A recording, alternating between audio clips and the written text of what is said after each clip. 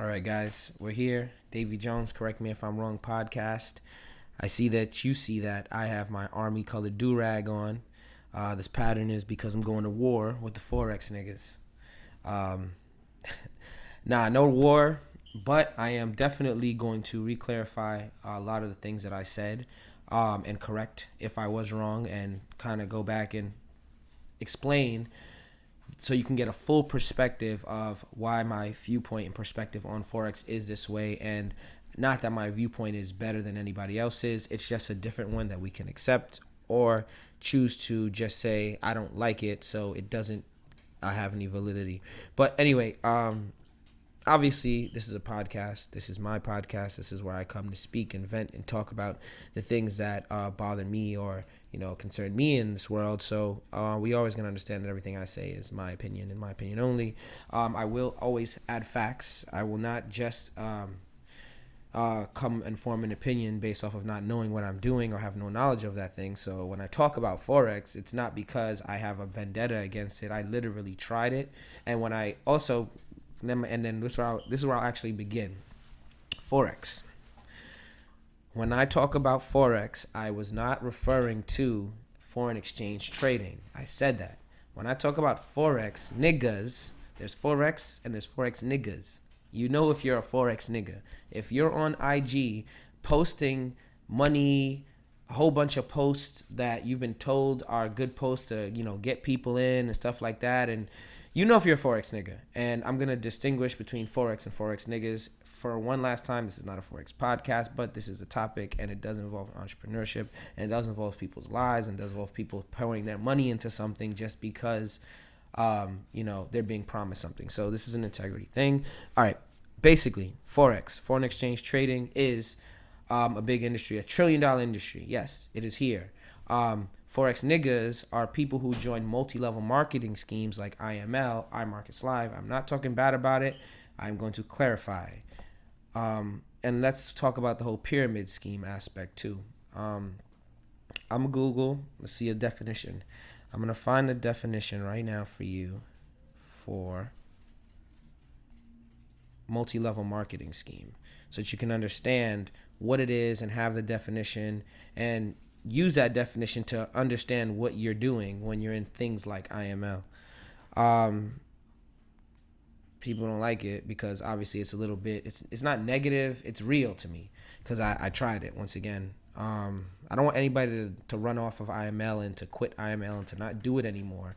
I just want you to understand what you're in and be aware. I had what I would, or what some white people would call an awakening. What do you call it? Like a moment of, clarity, I guess you could say.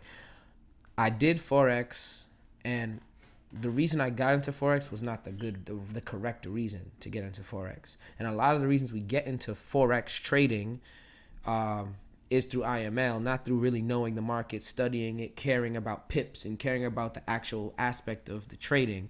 When I talk about iMarket Live, I'm talking about the marketing and the bringing you in and the promises and all that aspect. We're not talking about the skill. The skill of Forex trading is amazing. That's great. That niggas really do that. I'm talking about people who just literally prey on people who have low income, people who have no skill at that moment and have no vision on what they want to do. Somebody shows them a bunch of money, says, yo, you can make $5,000, this $1,000 a month, and you take that promise, and then you find out a year later, after only focusing on it, you probably don't have enough. You probably went through a whole bunch of stuff. Regardless. And obviously, if you're in it for a year, you're probably going to do well. I'm going to say that right now. But after a year of, ostracizing your friends, because the thing I don't like about a multi-level, and because obviously I like to digress, let me focus the conversation back to this definition so that you guys can understand. I'm not being a hater. I'm just taking facts and displaying them. You can choose to like them or not, or you can correct me if I'm wrong. There you go. In the meantime, this episode is sponsored by Flipstick. Get your Flipstick. Shit's fire. If you know the vibes, we gonna work a deal out for Flipstick. We're gonna get some money for Shiggy for Flipstick. And Western Elders. That's Jamal. My man's very lit. Western Elders is African / Queens based brand that is Hold on, we're gonna go back. Where the fuck is my camera? Jesus, why should I have this ready? All right, so we could cut that and just bring it to this point, if anything. All right, multi-level marketing. Marketing strategy in which the sales force is compensated not only for the sales they generate, but also the sales of other salespeople that they recruit. Multi-level marketing, also called pyramid selling, network marketing, and referral marketing, is a marketing strategy for the sale of products or services where the revenue of the MLM company is derived from a non-salaried workforce selling the company's products, services, while the earnings of the participants are derived from a pyramid-shaped or binary compensation commission system. Okay, let me break that down. That shit is a ridiculous, great little thing we have to unpack. Multi-level marketing is what I just said, obviously, but it's any business where I have this bottle of water. I'm selling this bottle of water. As a normal business, that's a normal transaction. But if I'm paying you to get other people to sell this bottle of water, I'm basically taking the work and I'm pushing it down into my workforce. So I get 1,000 niggas and I tell them, yo, just sell this bottle of water, and everybody you bring in to help me sell this bottle of water, I'm gonna pay you for. You now stop really caring about selling the bottle of water. You kind of just want to get other people to do this product or service. And obviously where it comes in, there's a membership. So now the membership starts piling on. You got all of this money flowing in, obviously going to the top, and that's where it comes into the point of called it being a pyramid scheme. If you look into the people who are in iMarkets Live, and here's the crazy part. This is blowing my fucking mind. I never even really said this. The crazy part is, I'm gonna go right now and show you what the color of the person, I think it's a Spanish woman and a white guy that started iMarkets Live. Brilliant. They started at the time that they did. They saw that there was Forex, and they saw that they could start a pyramid type structure marketing scheme in it, and they did it, and they did great. They are the millions that they have is lit. And they even, one of the things that they tell the people in iMarkets Live to say, like in their little pitch, is they'll say, I'm in IML. We're trying to become $1 billion company. So because of that, $1 billion company, we want to have 1 million members. And somebody really told me that $1 billion company has to have 1 million members. That's why we're trying to have $1 billion company. I'm like,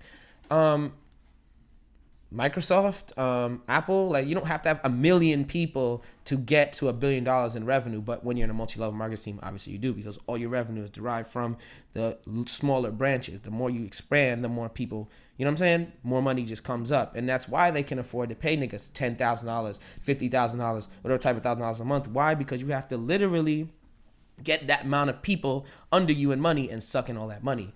Now, I don't want to seem to be too negative. I really don't. I don't want to kill people's dreams, because IML is a magical thing for black people, because us as black people, we need something to kick us into hard work mode sometimes because of all of the shit that's going on in the past, whatever, look into the history of black people. I know it. I feel it. At the end of the day, I try to succeed as much as possible because of what people said I should not be able to do. So I can understand somebody telling you, yo, IML is a multi-level marketing scheme, bro. Like, you're not getting a salary, you're not getting benefits, you're working OD hard. You're honestly working twice as hard as somebody with a 9-to-5. You see these IML niggas, they work dumb hard, and I really like them because I see people who have the ability to. I wish I could take all the IML niggas and like give them a business where they could get paid a salary, get benefit, because they dead ass hard workers. They're good people. They no issues. I don't have any problem with them. I have a problem with people who have like such an emotional connection to something that got them money that they now want to like sell their soul for, or like they won't even open up the conversation of talking about it. You know what I'm saying? So that's where it's kind of fucked up. That's where my relationship with it is, because a lot of people are smart in IML, but there's a lot of people who are also kind of closed-minded.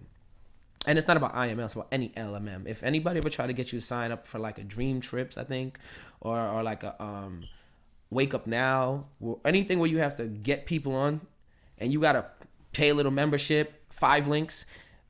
I have nothing wrong personal against these things, but you got to understand something. A lot of people don't know this about me. My father was, and still is, the brokest person in the sense of trying so hard and always having the same amount of like work ethic to do something to not have the amount of success. My father should be a trillionaire in terms of amount of work. I've seen that motherfucker sell vacuum cleaners. That was his job when I was a kid. He sold vacuum cleaners. That's like being like a fucking elevator repairman. Like in a sense of you can do it, but then okay, after a amount of time, your fucking skill becomes something that the world doesn't need, and it's like, damn, what is your job experience? Sales. So my father was a salesman. I think I get a lot of my ambition from watching my father try a lot, and even through his failure, you can see if you continue to try to do something, you will succeed. That's why in IML, niggas in that shit for like a year, 2 years, eventually, yeah, you do succeed. You do get to a certain level monetarily, but unless you're really, really down for the skill, that's one thing. But you can make a lot of money if you're down for the skill. If you're down for the skill, you don't need to put a whole bunch of people under you. What happens is the people at the top of these IML agencies, they've been focused so much on the marketing aspect. They got all these people. They got to have Zoom calls once they got to get, and this is where I'm going to get into, I actually know what the fuck I'm talking about. When you're in IML, this is how you get into IML. I'm somebody, I got $50 in my bank account, you know what I'm saying? I'm living paycheck to paycheck. I hate my 9 to 5. The world doesn't, I went to college for a little while. Listen, I didn't graduate. I didn't even go to college. So even people who try college and have that debt over them and then have to work a 9 to 5, just like I can understand and see how at a lower state, in a sense of you don't have the ability to have that much freedom. If somebody comes to you with a golden key and says, yo, on Instagram, yo, you scrolling, you see, oh, this nigga got a Tesla? This is my man's. I haven't seen him in like 6 months. He went ghost for 6 months and now he got a Tesla. Oh, nah, what's this? Oh, Pips? What's this? Oh, niggas is making money on this? What is this? Oh, somebody comes up and you okay. Now you approach him. Yo, bro, what is this thing? Then that person now has a lit ass script because they've practiced it for so long. They're very experienced. They're great at the marketing. You got drawn in and you don't even know it. So you're drawn in. You go, hey, what's up? This is who I am. This is my situation. Oh, you know what? I could help you. I can make you this amount of money in this amount of time because look, this is what I did. You know what I'm saying? And then the story is like, oh shit, I could do that. Word. I bet. What I gotta do? All right, so first you gotta give me $150 at the time, $225 to join my group, and then after you join my group, you have to get at least 2 people under you, so that it's free for the membership. IBO, stuff like that, independent business. No one wants to be an IBO. An IBO means you just have 2 people under you. You don't make no money. You just got the free, marketing tools. Which honestly speaking, I would suggest if you do go to IML, I would say, all right, if you do pay for the schooling, because the schooling is good. You get like some good videos. It's very easy to watch, very descriptive. You learn it. It's almost feels very real to you because it's like, oh shit, this is what I'm meant to do. Like these videos are so good. It's so easy. It's just numbers. I just gotta watch the market. I gotta and you fall into the trap. And you get into it now. And you realize really learning how to really trade and really make money takes like 4 or 5 years. There's niggas who go to college, like there's foreign exchange traders that really study the market, know this, and this. The way IML keeps people in is they take you, they give you the ability to pay into the membership as long as you come in under them. If you're not coming through anybody else, they don't want to fuck with you. Then don't let anybody tell you the wrong way. If you want to see how quickly an IML nigga is like really fucks with you or not, tell them that you signed up under somebody else already. They'll be like, oh, no, yeah, you got to go out. Nigga, you already got under that man's. Nigga, you can't come under me, too. And I know it because I remember feeling that mentality when I tried to get into the situation and tried to learn. I learned from people. You know what I'm saying? I look for people. I learn from people. I love learning from people. It's one of my favorite things. So I looked at the situation. I said, okay. So I'm in here. We cool. Like, we have a trusting relationship. I'm trying to make this money. What do I do? Okay, I'm going to put you in this group chat. You get in a group chat. There's different types of group chats, whatever the names is. But in this chat, you're sent something called signals. These signals are literally instructions on how to copy and paste the trading information into the fucking phone and then reap the benefits of somebody else's hard work in a sense, which is cool. That's just fire. That's a cool little scheme. As long as you're getting a good one, hell yeah. I could hustle, put a little $100 in here, pop the signal out, probably make $300 by the end of the week. You doing signals all week, by the way. And let me refine that so I do know what I'm talking about, because people think I don't know what I'm talking about. In the iMarkets Live thing, they teach you a lot, and one of the things they teach you is I think because learning is a little addictive. When you really start to learn something and it's easy to learn, it's like, oh yeah, I like this. So they teach you that there's the foreign exchange market is open from a certain time to a certain time. I believe it's 5 p.m. at Friday. The stock market closes in foreign exchange market, and it opens up sometimes around Sunday, 5 p.m. In Sydney, Australia. There's 4 time zones, 4 different markets in the time zones. It's very interesting to learn. That's why it's such a good, for a multi-level marketing scheme. It's so interesting. Forex is very, very interesting. If you really want to get into it, I always say you should. But when it comes to being marketed and having to pour a lot of your money into a monthly membership, have to get all your friends to join it, niggas looking at you crazy, thinking you in a pyramid scheme, blah, blah, blah, blah. When it's like, literally, if you care about the craft, you don't need to market it like that. Like, the niggas, like, it's so crazy to say it, and I'm ashamed sometimes, because it's like, but I don't care at the same time, because it's like, damn, I tried it. At least I tried it, and I didn't like it, and I stopped, because I have the right to change something in my life. Like, just because I pick something doesn't mean that I have to do it for the rest of my life. And I think everybody should have that notion. Like, if you don't like something, don't keep doing it. If something doesn't make you happy, don't keep doing it, because you're wasting your life. We all die. Remember that. So if you know that you're going to die at some point, do you really want to fucking think back of 50 years of you doing something that you didn't want to do? No. Doesn't make any sense. So literally, I looked at it. I did it for about 2 weeks. I had a bad experience. I won a contest, right? I won this contest, and I was very proud of myself. I was like, okay, they said get this amount of people in this amount of time. When I did it, within 2 weeks, I had like 12. 1 week, I had like 12 people sign up. Whatever, but what's one thing is like, if you get 3 people in 24 hours, I'm going to give you this amount of money. I said, all right, bet. Cool. I got the 3 people. I was like, yo, I got the 3 people. I sent it to Mans. Mans was like, oh, nah, it's not 300. It was 100. He didn't pay me off rip. And I was like, that's a little weird. But these niggas getting so much money, why wouldn't you pay me? That's how you see it. So, whatever. You do it. And then I asked about it. And niggas was like, nah, like, it's not that amount, it's this amount. And I was like, nah, bro, it was. Like, I showed you. I pulled up the proof. I showed him. And he was probably so... And when I look back at this, like, I understand everything about people. He was probably so focused on what he was doing, marketing and all of this shit, he probably really dead ass forgot that he said this was the amount. And he was so focused on doing what he was doing that he didn't see a person who was an employee saying, because that's what you feel like, and I don't mind being an employee if I'm learning something, you know what I'm saying? So, and you should never ever feel bad, being an employee, because we all start off as employees. That's how you learn to be an employer. So, anyway, when that happened, I realized he wasn't really looking at me as a person, as like an employee, like somebody who he's like, yo, I care about your life. Your life matters to me and your problems matter to me, because if you have any issues in your life, it's going to affect our work relationship. I understand that. You know what I'm saying? So I got to make sure my employees are getting paid, they have benefits, they enjoy, working for me, all that shit. So if you're looking at me as just a number, and you really forgot so much, and you really don't care to really give me that money, or you don't care about my happiness and me showing you the proof, it's like, damn, like, why would I want to work for you? And that just threw me off, and I was just like, I don't want to do it no more. And then I started for the wrong reasons too.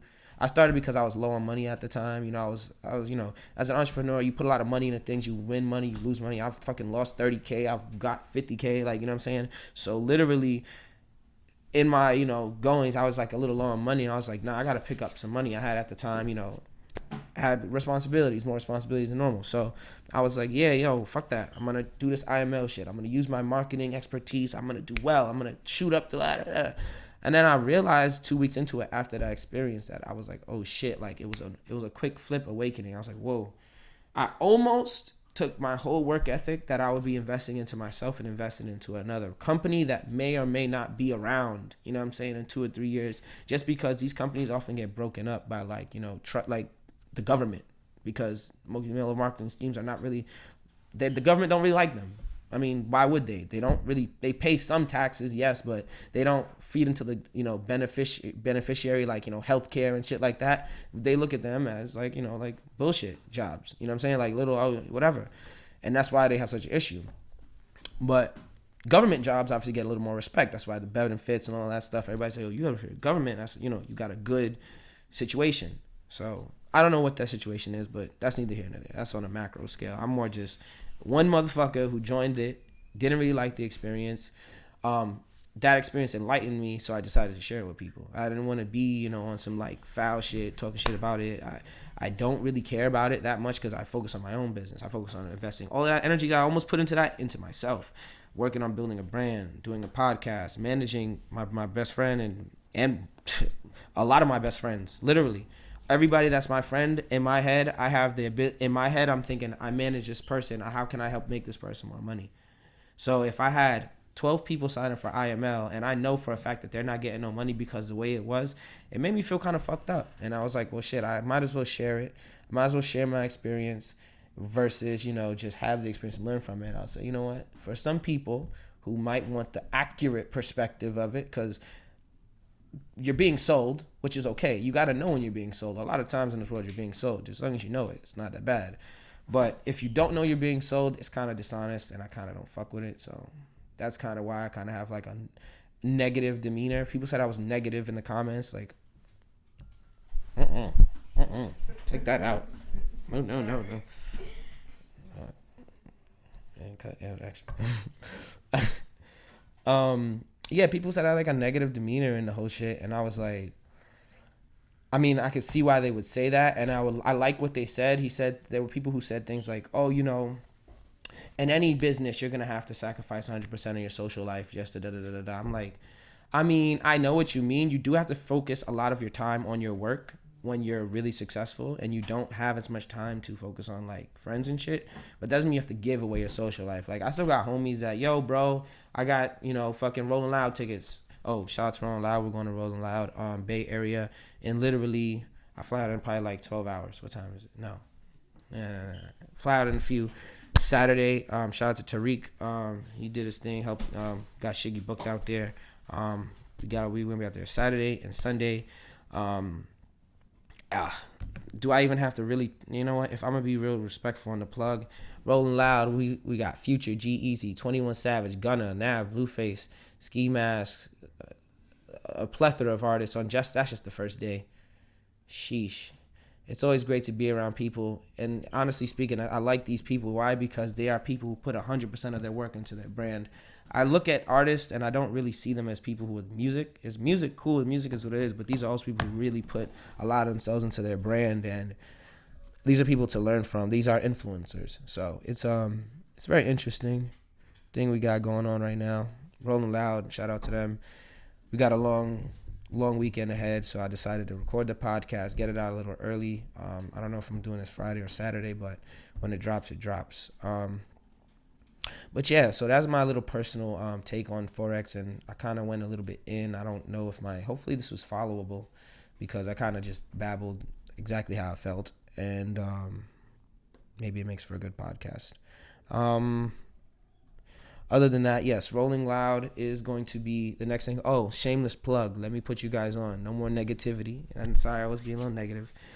I was wrong. I've been corrected. I was negative, actually, in retrospect. I was definitely negative in the way I felt about it, but I don't feel like I was inaccurate, and I don't think I told lies, and I don't think I didn't use facts. So, my birthday is October 31st. For some of you guys who don't know, every some odd year, it becomes a bigger and bigger thing. Last year, my birthday was at Amadeus. We did Scorpion. That was the party, if you remember. That was that was a party that got posted on the Shade Room with me, Casanova, Shiggy, Dave East, and Rotimi on it. I don't know if you've seen it. It was a gold flyer. You're the GOAT if you can go all the way. If you can go all the way back down on Shade Room and find that and screenshot that and send it to me, you can be in my section on my birthday party this year. I'll say that, because that's mad scrolling. And you get it for free. You with me. You with me on my birthday. Or not the whole time, but at least the night of. November 1st. The night of November 1st, we're going to be on at the 4040 Club. Sorry, hold on. Let me take a little music break. The 4040 Club is where we will be. Yeah, we're just going to do our thing. Everybody's going to be free in a sense. We're gonna have some donatable packages, obviously, which are gonna be the first come first serve. But after we get all our packages and everybody situated, I'm definitely gonna make sure that everybody who can't afford it can still get in for free. So I'm gonna do it different this time for my birthday. I'm changing up the format. I haven't done parties in a little while, so this one's gonna be a highly anticipated one. We got about 10 episodes until that actual party, so you'll hear me shamelessly plugging certain things. Maybe people were going to get to come. I don't know. It's an app release party, app launch party. Sorry, not my birthday. It's not my birthday party, guys. But obviously, Mom, the app, is going to be coming out around that time, and we're going to have a pre-launch. You know, we're just going to do something calm. At the 4040 Club, though, you know, that's fucking lit. Shout outs to the plugs. So we're going to be there, and we're going to get a whole bunch of influencers in there. We're going to have a whole bunch of companies in there, and it's going to be a great networking event. And at the same time, it might be my birthday time around that time. So, you know, whatever. Shout outs to everybody. Shout outs to Rock Nation, and just the 4040 Club owners, Crystal. Definitely some good people. So, yeah, that's going to be the big little deal. What else we got? Topics. I had some topics, but you know, the Forex thing kind of just winded the fuck out of me. Let me see. I have something. Let me see. Let me hit it before it's time.